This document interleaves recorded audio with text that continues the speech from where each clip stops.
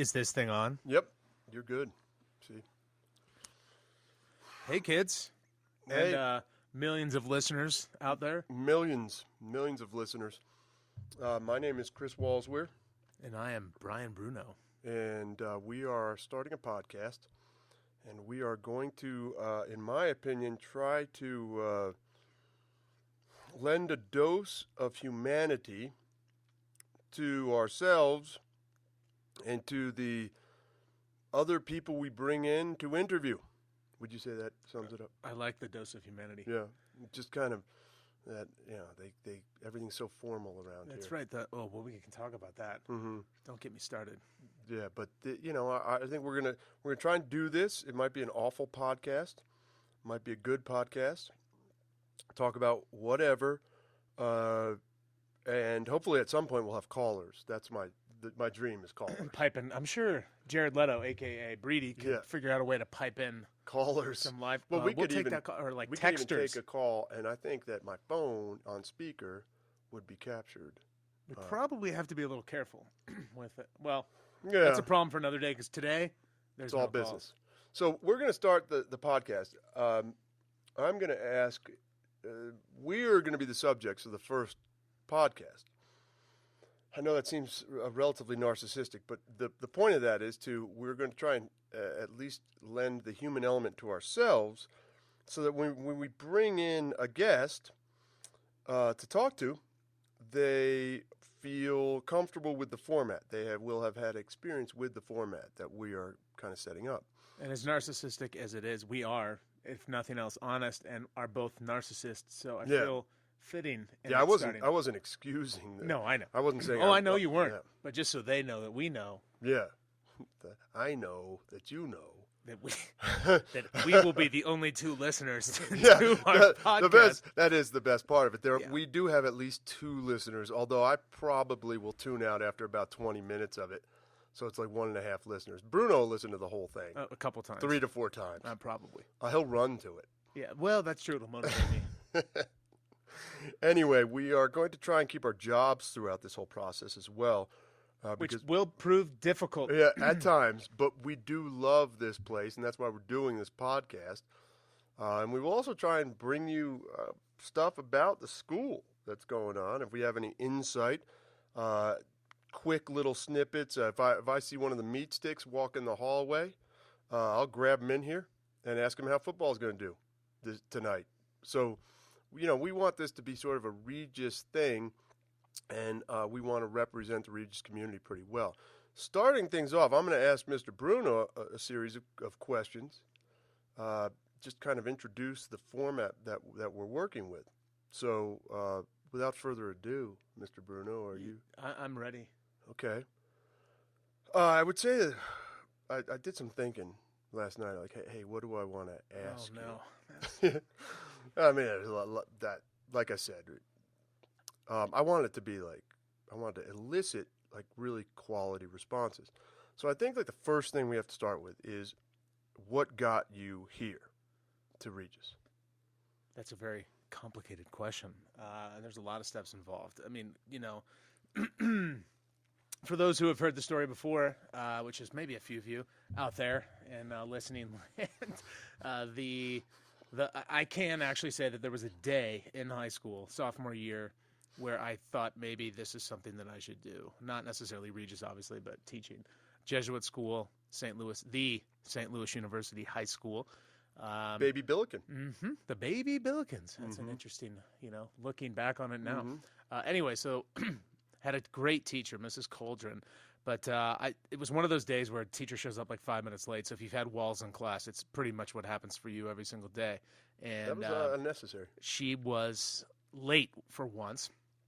And kids were making comments about not liking the book, and they were making some rather slanderous comments about her. And I was kind of shyly, over in the corner thinking to myself, I loved this book. I loved the experience of reading it. It was Catcher in the Rye. I'll be honest and forthright with that. And I thought everything she did was brilliant. So she was one of my favorite teachers. And I thought there was something to the fact that I did not dislike her because she made me read, and that I thought she was awesome. So that was kind of an opening experience for me And I think reading really had always been sort of an escape mechanism for me. People couldn't really bother me when I was in a book, as nerdy as maybe that were you sounds. picked on as a child? I had my moments for sure, for sure.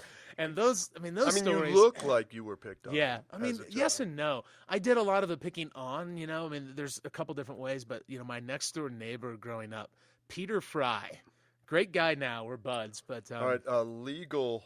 I think we have to call in legal right now since you just named somebody. He's not going to sue me. Okay. He would laugh and openly admit to all these. We became friends later in high school and stuff like that. But growing up, he was just the neighborhood bully. So you would literally walk out the door and go down to your buddy's house, and he would just come sprinting out of his, throw you down, and just start kicking, I had beating one of you those. up a little bit. Uh-huh. And he was a big dude. And that happened for a long time. But then he finally stopped doing that. We became buddies. But I never really felt picked on as a kid. It was more. I think it was just the stuff that you're probably going to want to get into. I think it was more of the some of the sports stuff. The big gym stuff. Yeah. Big gym and the stressful world of athletics as they unfolded for me starting at a very young age. Well, your dad is, come on. You grew up with a dad who's an underwear model. And temporarily was one. This is true, factually correct. Your for dad was an underwear model. Hot minute. And very masculine. And here he has a son that he wants to be. What? Just like him. Just like him. Maybe sans the underwear model part, but what was it like? Was he pushing sports or? Oh yeah, it was pretty clear. It was pretty clear early on. Really, you have. I'm sure when we flip the scales here, we'll find out a lot of similar things with our past. But when you're a boy growing up, that's what you're pretty much pushed into. Everybody gets thrown into. I played sports year round on all the different teams, and then once it started to get, which doesn't take long, right? Like first grade, suddenly it becomes so important, and there's select teams, and the pressure really amps up, and that was kind of my first moment, I think, with Big Jim, because he, a little context for him, and I understand where he's coming from. When he grew up, his dad was so busy with work that he just could care less about anything to do with sports. And my dad's story is that he started out horrible at him, picked last, so he turned himself into this super athlete through determination and sheer will, kind of steroids, rising. No, those weren't around then. But he went to a private, Christian Brothers school, and same deal, and ended up becoming the star of the football team and had a really good career and all these things. And he wanted me to have the opportunities of a father who helped and mentored him in sports that he never had. So I think he was very passionate about that and just assumed, rightfully so maybe at the time, that my entire social life and self-esteem and mental wellness would be discovered and supported by sports, which I think idealistically can work for a lot of people. It did not work for me. Did he push you too hard? Or I can see you're starting to get a little uncomfortable with the. No, not uncomfortable at all. These Big Jim stories are my favorite stories to tell, much to his chagrin, because now we've all been we've been through the family talks, and all the wounds are. They're still there, but they've been healed and talked about, and they're more. I think you refer to wounds. Wounds. Could you elaborate? Okay. So the basic tension, and this I kind of figured out, like you and I were having this discussion on the way over. The part of athletics that I sensed but wasn't old enough and smart enough at that age, first, second grade, you don't really get it. But I already started to notice that grown men, coaches, and some of the parents were acting violently childish on a consistent basis, and I wanted nothing to do with that, because I am someone, I think, who I really feed off other people's energy, positive or negative. And as a little kid, I think their stress really freaked me out. I loved playing sports with my friends. When the adult world was not involved, I had a blast. I loved going to practices. Games were most people say they hate practice, love games. It was the opposite for me. Games were where everybody was way too stressed, and the expectation leading into a game. I would throw up frequently before sporting events, even as young as second and third grade, because I was so nervous. And it wasn't really about the sport itself. It was usually, to be honest, it was like, what is my dad going to think if I screw up? And then, what do we do when we get into these situations where everybody's yelling and screaming? I didn't handle that well. We come from a generation. You're younger than I am. But we come from a generation where it was essentially cockfighting. Yeah. I mean, I can remember that as a kid. I mean, I remember parents yelling at the other teams. I mean, like losing. I remember clearly a second grade baseball, for Christ's sakes. And this kid on the other team, he did some move where when he slid into home, he mouthed off a little bit. But then the parents from my team are yelling at the second grader. And, at that point, I'm watching all of this stuff happen. And then, of course, like the ride home with Big Jim, like, well, what did you see what you did wrong in that game? And I'm disappointed. Yeah, basically. I mean, I don't know if you're giving it 100%. No. That was the thing too. You and I both have a sort of a love-hate relationship. We love literature. We love inspirational words from great intellectual thinkers. But we think like your coaches. Well. Yeah, no, they had none of that. Man, I would wake up in the mornings to go to school, and on the mirror, I mean, you can't make this stuff up. He would have taped a Vince Lombardi quote to the mirror, so like little pudgy Bruno is like with his St. Clement Catholic uniform, brushing his teeth, reading some Lombardi quote. And then those would happen frequently. He would do these. I mean, I wish I would have kept them all because you and I would have a field day with it now. But I had multiple notes that would be written, like sometimes 4 to 5 pages. And his handwriting was just as atrocious as mine, so it was really hard to read. So it would take me a long time. And all of it was just passive aggressive, like you're not good enough, you need to be better. It always comes back for me to picturing Big Jim having to go to the functions.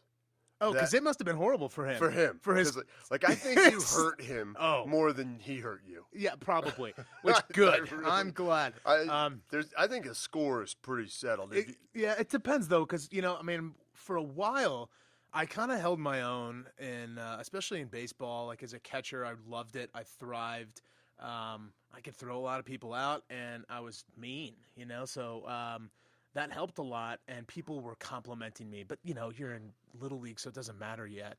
And football was happening at the same time. And for a while, I was doing decent at that too. Like I told you the other day, I was a linebacker and a fullback because I was by far and away the biggest kid on the team. And then I just stayed that size for the next 8 years, and everybody else outgrew me. And that's when things really started to spiral for Big Jim. And Jim did get a few good years. He did, but they were never good enough. That was very clear. And then there was, of course, Big Jim is driving home what's not working or what I'm doing wrong. And there's Mary on the other side telling me it's all okay. Don't worry about it. He's a fool. Just have fun. I hope you're happy. Yeah, just enjoy childhood. Yeah, so there's that confusion. Conflicting messages. Yeah. And then, put it together. And then all my buddies and I who were on these teams all we were trying to do was have fun. To us, it was not nearly as serious as the adults were making it, but you don't know how to stand up for yourself at that age. You can't tell them to screw off or whatever. An example of there's so many amazing little tidbits, but I remember this was when we were a little bit older, so I'm catching my best friend who I grew up with right down the street, who also got bullied by Pete Fry. He was the pitcher. Fry, man. He was something else. God. Although eventually, I had a good stand-up moment to him, and you learn a lot when you stand up to a bully, punch him in the face. It's the prison rule. Yeah, it is. I should have learned it earlier, but it would have saved me a couple of years. So Steve's pitching, and this kid on the other team, I can't remember his real name, but he had a nickname. For some reason, they called him Critter. It's so intimidating. Look out for Critter. And he hit a home run earlier in the game because he was a stud, and he did some gesture that was cocky and arrogant sort of. Did he do the triple X? Yeah, kind of like the Jeffrey. You'll remember Jeffrey Leonard, sort of the hand pump thing. That was a big scandal back in the day. You guys at home can look up the history of Jeffrey Leonard, Giants player. Anyway, he comes back up to bat, and the coach called a timeout and pulls me and my buddy Steve aside and says, "I want you to throw at him." This is like Bad News Bears. Yeah, so we're not Steve. It was Steve's dad, and Big Jim wasn't coaching baseball. Football was where he would step in that realm. And so Steve and I had a conversation, and we decided that was not the appropriate thing to do. And so our decision was that I would go back and tell Critter that this is going to be a slow pitch right down the middle, as easy as we can possibly make it. And that's what happened. And he didn't hit a home run, but he got on base. And the coaches were upset at us, but we felt like we had our little triumph then. Huh. You must have really hated that coach. Well, it was. I mean, they were just. Yeah. I mean, I think that moment for us was like the tension had built up all year about just how intense they like. The dads were more upset when we. You know how it is. You lose, you want to go to Pizza Hut and play video games with your buds, and the adults are, sulking in the corner because somehow Little League becomes so important. They're disappointed, Brian. Yeah. Well, they're disappointed. This sounds a little bit like you trying to cover your own lacrosse coaching tracks with 4-year-old Marco. Hey, look, man, he's doing just great. You're either going to raise a champion or you're not. Yeah, that's true. We go to Wahoo's after. Yeah, there you go. So it's all chill. Still wild. I don't hold on to that. Do you remember when you, I, Shannon, and little baby Marco would go to Wahoo's for a while? I love Wahoo's. I really do love Wahoo's. So, ASC year, I remember meeting you. Much pudgier. Yes. I don't remember if you had that ponytail at that point yet. No, the ponytail was done. But full dead head. Still. Fish head. Yeah, I mean, that was coming off of the prime of the touring years, although to an extent some of those have, you never really leave it. Yeah. How was your ASC year here? ASC year was something else, I'll tell you. Big transition. I mean, we're skipping some steps, obviously, but, it doesn't matter. I would say, first year teaching is difficult.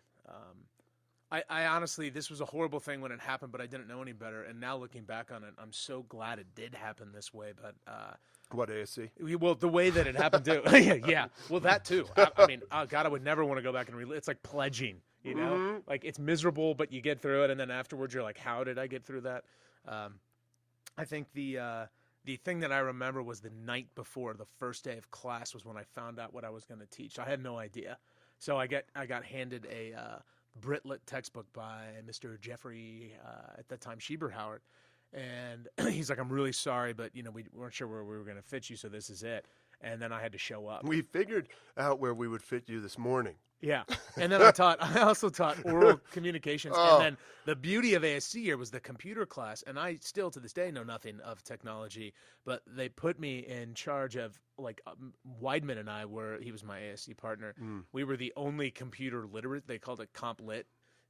Teachers then, and neither of us knew anything about what we were doing. So it'd be like, have the students make a PowerPoint. And we're like, we've never seen this before in our entire life. And I would find, at the time, a really successful graduate of here. I mean, he was one of the kids, but Michael Koenigs, if you remember him, he went to Harvard, great kid.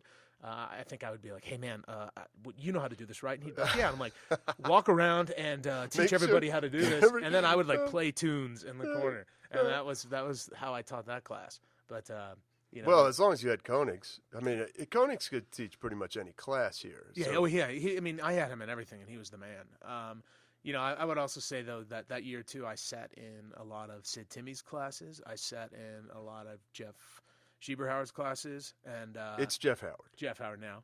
Yeah, by the time, I'm in my mind, I'm going back to the memory. Yeah, I got you. You're reliving it. And I basically stole everything I possibly could from them. So their lessons, their mannerisms, and things along those lines. And luckily that year kind of taught me my own style too. So you kind of, with very little direction, I was allowed to, I think, get better than I would have had I been overly directed. Those are good examples, because you have the Jeff Howard is kind of in your face a little more. Yeah, absolutely. And then the Sid is very, very mellow. Yeah, and I mean, she had the. I mean, probably to this day, in terms of teachers, especially in this building, I think she's had the biggest impact on, because I can be over the top and learning the importance of the mellow and that sort of going after the deeper questions, but doing it carefully. That was a big, big impact. Oh, nice, man. So let me ask you. You're a man who enjoys music. Yes. Okay. I too am someone who loves music. What transitioned you from Fish and the Dead into the stuff you're in right now? Well, I'm still into. I mean, if you had asked me my two favorite bands, there they are. You just named them, and I still listen to them frequently. But interestingly enough, the history of the music for me was to go back into. Here was this horrible sports experience, which I was playing year round, by the way, miserable pretty much all the time, and throwing up several times a week, before some game, and having letters written and quotes pasted on my mirror. Well, that's just pain leaving your body. Yeah, that's true. That's basically what he told me. Vomit. As a matter of fact, Vomit is like, pain he would be leaving like, the Brian, body. he would always say that. Well, you throwing up is just shit your body telling you it's ready. telling And, you, even telling at that, you to get ready. Yeah, even at that young age, I knew that probably isn't my body telling me. That's the much. 10% extra. Yeah, that's the 110%. Making Coaching room. axioms. Yeah, are- making room for the 110% rather than just the 100%. Impossible is nothing, Chris. Impossible is. You know that geese in formation fly a certain percentage faster? That is astonishing teamwork. Teamwork. And- There's never been an I in team. And carrying a giant weight sled behind you at 6 a.m. when you're in 4th grade, that probably stunted my growth. So, maybe part of my shortness I owe to Big Jim's weight regiment that I was on before I probably should have been. And also the steroid regimen. Well, yeah, that Jim right. had done. I wish. Anyway, kids don't do steroids. They're bad for you. So anyway, Okay, so I'm this kid going. I'm trying to through all get. I want you to cover how Oh. you go from meat stick to hippie this. Okay. Oh, okay. Well, to who you are. okay, that makes sense. So originally, I always loved music as a kid, but there was never really a style. And then I had this older cousin who lived in Kansas City, who was my idol growing up. Everything he did, I wanted to do. John Lee Hooker? No. No. He was into when I was like in 2nd and 3rd grade, we would go up there, a couple times a year, and that's when he was in his own heavy metal cover band. He was in high school, but kind of like pop metal. So like his room, and I remember this because I would sneak into his room and listen to all of his tapes, and his room was covered, like basically from the floor up everywhere with these giant posters of all these different metal bands. Like there was a really awesome, huge Van Halen one he had, and here are these guys the in big tights. Van Halen. Yeah, those early years jumping up in the air, and it was like this static picture with the lights, and these guys are sweating, and there's tattoos, and I didn't know what it was, but it looked so unlike anything that I was doing. I remember that, my friend. So I would steal his tapes and listen to him on the car ride home, so the 4 hours back to St. Louis, and fell in love with that style of music. And, part of it was just naively wanting to be more like my cousin, but then suddenly here I am listening to Van Halen, and a big one for me was Motley Crue back then that I was really into. And all Is this that when metal. you started wearing like the eyeshadow? No eyeshadow then, but I am still pissed because I was a chunky kid, and I think these shirts would fit me now. I had awesome Motley Crue T-shirts from back in the day. That so you're now talking would be, like Theater of Pain yeah, yeah. And I remember when I first started. on my way. Because I was such a good Catholic boy that there was the only thing that I was afraid of was when they would sing like "Shout at the Devil." I had to rationalize in my mind whether I was allowed to listen to that song. Yeah. Oh, that's the original Motley Crue. So that Van Halen, Warrant, White Line, anyway, all those different groups, and so this was this other thing, and this was a world where, when I would watch him drum with his band, they were having fun, and music seemed fun, and I think that's what I was kind of getting after, right? So, inevitably, this evolves. So Grateful Dead happens because my 8th grade year, this guy was a piece of work. I would love to find him and track him down, but this guy was basically out of college, had no job, and he was the older brother of another classmate, and he was a deadhead who drove us to school every day. So his parents were like, "All right, you bum, we'll give you $50 a week," and all we listened to every day, all day, were these live Dead bootlegs. So we're all complaining, I went through a whole Yo MTV Raps phase and everything. The high life. But inevitably, that long, wormy Jerry guitar worked its way into my heart, and so when I showed up as a freshman in high school, I had that was something that I listened to in addition to everything else at the time. You would probably have been just out of college, but there was some cool music then. Grunge had just basically kind of peaked, but I was into Pearl Jam and Alice in Chains and all that stuff too. And then, Smashing Pumpkins were really big on the scene, and Nirvana, obviously. So that was a cool period that I was more drawn to. But then here comes this band, the Grateful Dead, and freshman year in high school, we got to go. One of our older brothers took us to the first Dead show I ever went to, and that was kind of lights out after that. Like so that was post Dylan and the Dead. Yeah. So we're looking. I mean, I got to see them in the last 2 years. So it was '94 and '95. Jerry dies in '95. So, I only got to see him 4 times. Yeah. And that was it for that. Well, of course, then I went to every, Dead iteration show that was imaginable. Yeah. I mean, that was the next. That's what I did in high school. The whole wave of I bands. basically quit. I mean, I played football my first 2 years. One of the main reasons I quit going into my junior year, besides the fact that I didn't play and I sucked and I was tiny, was that a couple of the games were scheduled during when Fish was coming through. So I was like, well, that's an easy decision. That's as good a reason as there's ever been. Of course. Yeah. So, started growing out my hair. And to answer your question, I think obviously I'm sure the psychologist in you understands the implications, but I was trying to get away from this world that I intuitively was not drawn to. I did not like the tension and the angst that was surrounded sports. Not that there's necessarily anything wrong with that. Personally, sometimes I think people don't handle it the best way. But I was into this kind of very different track in life, and my friends and I were we found each other through that. Like, we were mellow kids who liked reading books and talking about them and listening to music, going to shows and being laid back and just having fun and laughing. Which, it has a slacker connotation about it, I think, but for me it was very empowering to not have to. I didn't want stress. I didn't want anxiety. I didn't want competition. Has never been something that I necessarily am drawn towards. Yeah, and if you're not drawn to that stuff, it's just awful. Yeah, I mean, to me it was always phrased as go out and kill the other team. Yeah, and I was like, wait, why would I do that? You kind of have to be drawn to that. Yeah, you do. There's no way you can kind of perpetuate that sporting lifestyle without loving every element of it, which, we have, and also times have changed. Things have changed considerably. Our kids today do not put up with what we had to put up with. No, that's true. They have much better coaches now. They have much more aware coaches. They have coaches that are aware of injury, and things are a lot better now. To some extent. I mean, I hear all positive from our kids, and I know. And I'm not saying that about our coaches here at the school. No. This is a different era, man. Right. And this is an era where parents were kind of psychotic. Yeah. I can't speak for the kids here, but I've coached here for a very long time, and I have not run into many psychotic parents. I would say the same thing. I think most of the parents I've run into have had a pretty good handle on reality and their kids' true potential. Sure. And so I think that's was a huge change. I know that I feel that way with my kid. Is whatever happens. Yeah. But the big but is you better try hard.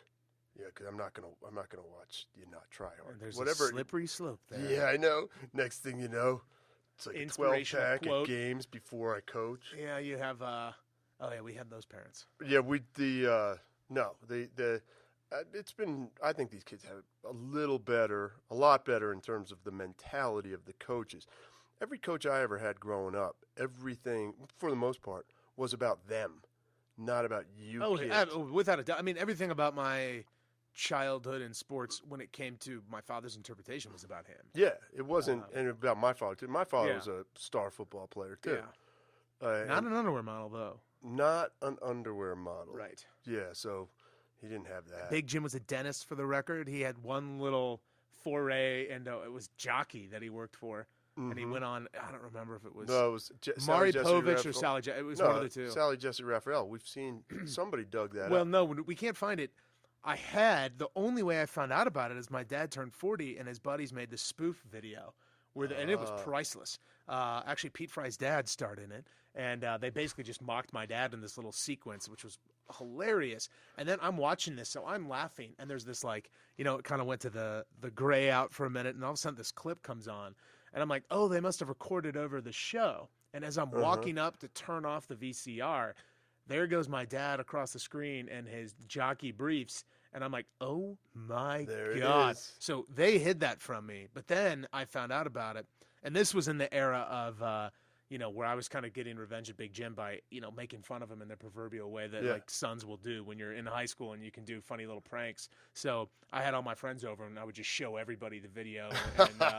And then eventually he stole it and erased the tape because I was he was so embarrassed by it for obvious reasons maybe or not. But yeah, that's how I And found that was it. that old like Burt Reynolds look. It was. I mean, the reason. Like So the hairy funny story, chest. the reason they picked him was because he went gray early and still had a very good defined body. So they wanted it. He was supposed to appeal to the older market.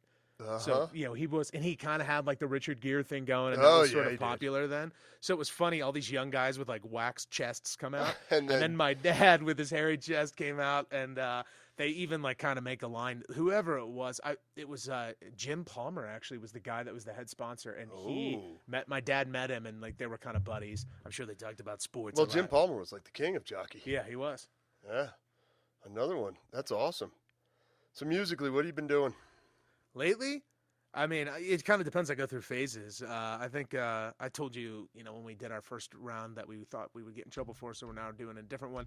Well, I don't know if we got in trouble. We would have had to edit like you got to do a practice with these podcasts. That's true. And we did an interview. We didn't even know what we were going to talk about. Yeah. Which at least today you had a pretty good idea of where you wanted to get me to go. Musically, right now, I mean, I listened to Chance the Rapper on the way to school this morning, and that came from McKibben actually. He's the one who gave me that rec, and I love that album. I think he's awesome. I love that kind of older school soul stuff he brings into it. But what else? I told you last time Kevin Morby's been sort of my man for the last year, and I got to see they came through a couple months ago, and that was just a phenomenal show. Love what he's doing with guitar. Where did he play? He played at the, is it Landmark? What's that hole in the wall? Reed works there, by the way. Another former Regis student, yeah. Yeah, there's a shout out to Reed Broomer. I'm sure he's listening. He's like a second son to me. Yeah, great kid. Fronts a great metal band. Yeah. It's what's the new band's name? So it was Speedwolf, and now it's not Speedwolf. I'm not exactly sure. But I've heard the new band. My buddy sent me some of the new band, and I read in Westword that the new band is unreal, like an up and coming. No doubt. But he's always been one of my favorite kids. He was like a kid to me. But Landmark thing. So you can still see some pretty good shows at those tiny places. It was I mean, I don't love it because it was sold out. When that happens, there's the people factor that you and I are not a fan of. But we don't like people. No, we really don't. I mean, at shows, I don't like crowds. This is an interesting question that I was maybe going to ask you, but you've brought it into my mind. I find it fascinating that I feel like both of you and I have misanthropic tendencies, if you will. And yet we teach, which is a job where you're surrounded by people all the time. And for some reason that, people ask me all the time. I think a lot of my friends who know me, but I don't really bring teaching home with me ever. I don't talk about it with people outside of Regis because, you get the, they must, like you because of whatever, and people don't get it, right? I mean, they don't really understand, I think, the relationship that we have with the kids. No, it's very difficult for you to convey without being a sap. Without being a sap, right? How much you care about the kids, right? Like when I say I generally don't like people, I mean collectives of people, right? Absolutely. Well, and they're never, and it's never, and adults. Like, to be honest with you, there's something. The insecurities of a kid are totally understandable and are endearing. Absolutely, and I feel like our kids have I don't know about. I can only speak from my own experience, but I feel like there's a vulnerable honesty that they show up with almost every day. Yes, because they don't know any better, and in a good way. If I hear one of our students, if I'm at a show, and I hear one of our students singing along with the band, I'm fine with that. The minute it's not one of my students, then I want to kill that person. Right, I understand. I'm in the same way. And that I think is there is a different dynamic that you and we really do love these kids. There's I said yesterday, there's not a kid that I would not bail out of prison at 3 a.m. Right. that I've taught, or even just that's just gone Or here. you might not do it because you like him and it's funny not to. Right? That Like yeah, you'd be like, if it were a oh, prank, right, like, oh, so and so. Like, there's a couple kids that you'd be like, you know what? It's going to be funnier yeah, later there's on been there've been when a I few. don't pick you I'm out of prison. sorry, this is just for the long run. It's going to be kind of more Right. fun, but it's very hard to convey what Regis, the relationship you have with the kids, and I think public schools have some of that too. Sure. But there's a bit, there is a pretty close bond here, and so people are a little weirded out by the fact that I don't really want to go to a party No. on the weekend. I don't want to. Have you heard Band of Horses? The newest one? The newest. Are you talking about that one? Is that it? The Kind of sounds party- like George Bush, where it's almost like he's like, Yeah. you man, everything about you. It's all about you. it's the name of the song is like I mean, I don't have my the phone. crappy. It's like it's There it is. about those parties. Yeah, where Casual Party. Casual Party. Great song. Great And album, you're- by the way. You're like, yeah, it's a great album. But you're like, this is the perfect summation of like I would imagine Band of Horses would love to come spend a day with my classes. Probably a podcast with us, too. Maybe I'll call. I'm sure they're listening. But you're right. It's they're probably one of the millions.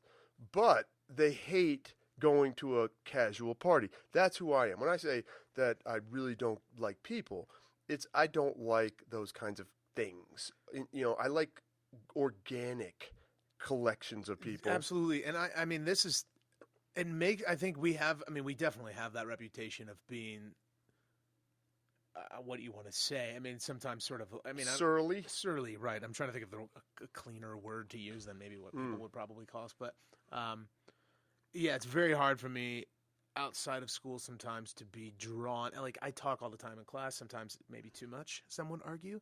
But you're not going to find me chatting it up out on the weekends or wherever else. I'm just not motivated to do it. Yeah. It's sort of phenomenal because I think there's a side of me that is a good side that is on display here almost daily, and I can't find a way to bring it into my normal life as easily as I probably should. Yeah, and that's certainly. I have the same thing. I think that I think that has a lot to do with the fact that we draw energy. We suck the energy out of our students, sending them home like raisins. Mm-hmm. But we feel great, and I think that's what the way. Depends on the day. Then there's other days where you leave here and you're like, oh my God. Hey kids, I'm just here to get all of your positive energy. Yeah. No, they really do. It really does. It's a positive environment, the classroom. Yes. And so when you go into the classroom, you enjoy that time. They make me, you laugh quite a bit, and you enjoy your time. And that, but you're right. Translating that to the adult world, I am relatively introverted in the adult world. Both of us are. Both of us like to be left alone in the adult world. Or, the people that I enjoy hanging out with in the real world that are my close friends, all of us have that ability to get below the surface immediately. And it's like we're either joking around or we're talking about something interesting, and there's no formality. The formality is what kills me. Because I see no relevance in it. Going back to the teaching thing, too, I think both of us, we're kind of leaving our subjects aside. And I know you know just as much as literature as I do, but for us, like the passion that I have in life, music, art are all important things to me. Huge. But literature is paramount and has been, there's something about the act of reading a great novel that transcended anything that I was going to get from anywhere else in life. Yeah, I'm with you. Sid Timmy's reading Underground Railroad right now, which is just unbelievable. I thought Dawkins and I were the only real magical realism types. Right, sure. But that stuff gets me. I agree. I think that's a huge component that both of us are teaching subjects that we really enjoy, and that also fuels. That's a lot easier to come in and talk about. Oh yeah, you don't have any formality. I'm talking about Gatsby right now. It's like I'll do that all day, every day. Yeah, no, that makes sense. So, you and I have a pretty long history together. 16 years. 16 years. You're now 37. You were a pup. 38. 38. You were a pup when you got here. How would you say that you're a different person from when you first got here? Oh my God! Well, you have corrupted me a lot. That's fair. I think that's a true statement in a good way. I I think when I showed up, I mean, other than the obvious, plus 30 pounds. So throw 30 pounds, not healthy 30 pounds on, by the by. So, on top of me. And then, just that awful, my sense of style then, because, I came out of college, everything I had was like oversized and just ripped up. There was just I could care less about my physical appearance. It's a remarkable transformation. Right, where now I clearly care too much about it. You went from worst to first. Oh, thank you for the first comment. You're like the 69 Mets of fashion. I'm going to have to go back and study my Met history. I was more of an 80s Mets guy, which was a great period for the Mets. Regardless, I would say you're probably, fashion-wise, I guess, with McHugh gone, I think you'd probably be the standard. Right. There. I mean, McHugh and I had a little competition for a while. He did inspire me to buy a couple pair of Cole Haan shoes just to sort of make sure. Brian Timmy's there, too. That Mr. Patagonia. Yeah, he does. He does have some good gear and some good color. He has a good aesthetic with color, which I appreciate. Which is, but other than that, I really can't think of anybody that's touching you. Well, yeah, I mean, I don't know if I. I'm thinking girls division, too, because this is not a boys division podcast. I hope that we touch on, I should have mentioned that. Like, we want to get some of the ladies from the young girls women. division. The ladies being the teachers and right. the young women, get their perspective. Why they would ever want to listen to this is beyond. Yeah, the bad news is we probably won't reach them in any way. When we bring in more important people than us, yes. like Father Tom and some of the other people that we have on the docket, I think. Please understand that we have to do this. We have to interview each other, but understand that if we get to a podcast 3, that there'll be interesting people. Oh yeah. Not us. There'll be interesting people. If we get feist, which I think we should try to do. We'll get a number of people. That would be the greatest podcast. I don't know if finding someone we were both obsessed with from our past isn't that. But that's why it's funny.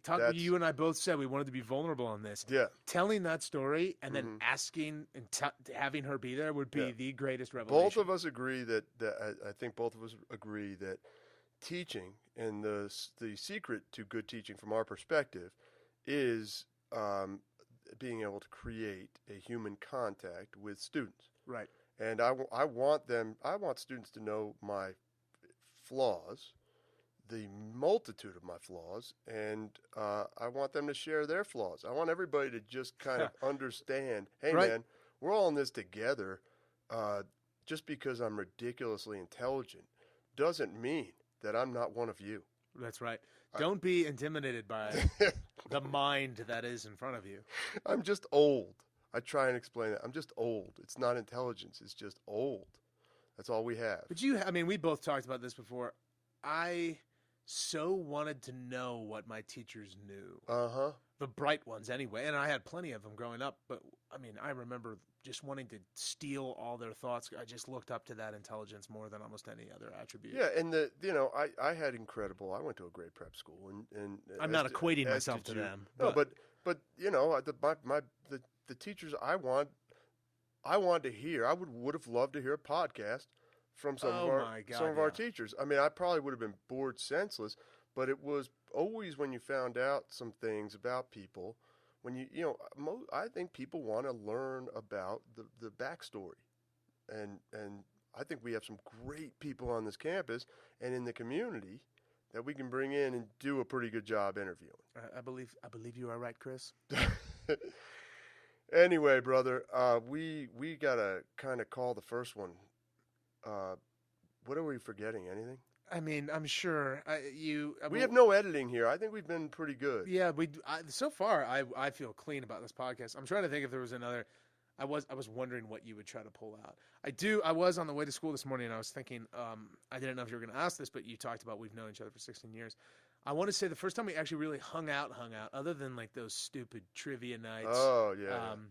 Do you remember when you had to get your Chevelle fixed? Oh, and you needed a ride, so I had to drive your truck back to Boulder. And then we went out to, was it Juanita's? Yeah. The taco place, which would be quite a scene for us years later on another event. But that's a story for a different podcast. Story. Those were some interesting years. Yeah, they were. But I remember that was the first time we actually. Because I was single at that point. No, Hope was. Well, maybe Hope was there. We were separated, probably. Probably.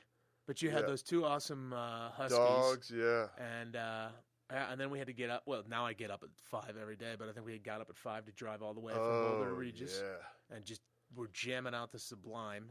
Yep. If I recall. As well we should. As we should have. Yep. Yeah, those were the days. No, that is the first time we started hanging out was my Chevelle at Havana Machine. Yeah, and then I blew that engine up. Then for a while, we all kind of hung out all the time. Like me, you, Johnson, Burgard. Yep. More you, Johnson, and I, and obviously G-Show. Yeah. Once he showed up, that was kind of like our little bully crew that would roll around. Yeah, and that's definitely because I had a number of single years. Yeah. And because I am older than you guys, but that's an interesting RJ era. And the way that things were, the schedule was so much more lax. There was a lot of youth, and the staff was so much smaller. It was fun around here. Yeah, man. well, and we all hung out all the time. But there was, the pranks and shenanigans that used to go on. But of course, then you could do that. Then now there's a lot. Yeah, more. I can't fault the school 100%. No, not at all. For the changes. We should not have been allowed to do what we were doing back then. Social changes changed. Just joking with each other during class was enough of. Yeah. We should not be doing doing it was, that. but it was. Yeah, society changes, Brian. It sure does. Ever onward. It really does. But anyway, moving forward, Brian will ask me a bunch of questions next time. Next week, kids. And and this is also where we can fill in some of the gaps. Yeah. That because I want to get. I certainly throughout the course of this, I want to get into the arts and music element, because I think that that's a really cool element that we both bring. And and then we have artists all over this place. Yeah, we absolutely do. And I also want to get some of our athletic guys in here. Yeah, I think he'll do it. But I would love to talk to McPhee because he has some awesome stories. Oh, yeah. And he's well read and it's he a can 7-hour podcast though. And we get punched all the time. Yeah, he's going to be punching. True. And by the way. We were talking about Bruce Willis the other day. Have you seen his new haircut? He kind of has a Bruce Willis vibe. He looks good. He said he forgot what number they used to buzz his head. I was like, man, you're looking good today, Bob. Yeah, Bob, you have really is Bruce Willis. This is a great day for you. You're looking good. He's doing well. Yeah, he is. Runner. He was a great runner. And it goes to show you that a giant thermos of soda every day cannot be that bad for you. And the insides of an Egg McMuffin. Right. Yeah, the insides only. Yeah, of an Egg McMuffin. So, maybe you and I need to switch what we're doing. Too much kale for all me. this whole food stuff. Yeah, I'm spending money. He's down there getting a 99-cent super chug. Yeah, he is. All right. Let's pause her and then we'll come back. I forgot how to turn it off. I think it's just a space bar.